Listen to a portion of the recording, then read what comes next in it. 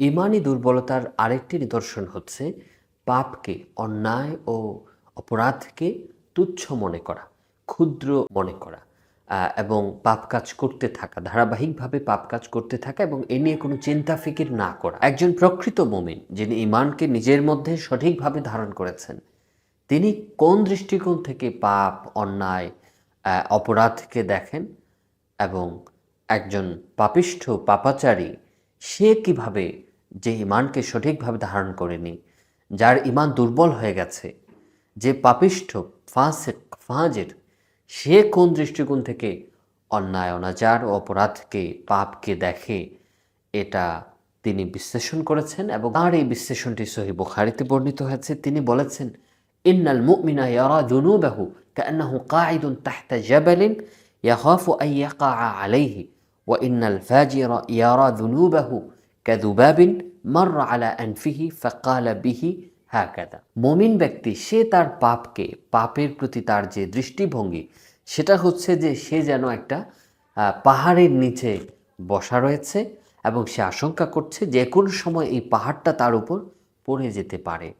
অর্থাৎ পাহাড় পড়ে গেলে যে বিভৎস ভয়ঙ্কর অবস্থা তৈরি হবে এবং যে ভয়ঙ্কর ঘটনাটা ঘটবে, পাপকে সে বিভৎস, ভয়ঙ্কর ও ভারী মনে করছে। অপরদিকে একজন পাপিষ্ঠ সে তার পাপকে কিভাবে দেখে, কোন দৃষ্টিকোণ থেকে বিচার করে, এ ব্যাপারে তিনি বলছেন সে তার পাপকে, অপরাধকে মনে করে একটা মাছির মতো, যে মাছিটা তার নাকের আশপাশে উড়াউড়ি করছে এবং সে এই মাছিটাকে তার হাত দিয়ে এভাবে তাড়িয়ে দিয়েছে। এই মাছিটাকে তাড়িয়ে দেয়া যেমন তুচ্ছ এবং সাধারণ একটা ঘটনা, সে তার পাপকেও এমন তুচ্ছ, এমন সাধারণ মনে করে। এমনিভাবে সূরাতুল হাশরের 18 নম্বর আয়াতে আল্লাহ তাআলা বলেছেন, ইয়া আইয়ুহাল্লাযীনা আমানুত্তাকুল্লাহ ওয়াল তানজুর নাফসুম মা কদ্দামাত লিগাদ ওয়াত্তাকুল্লাহ।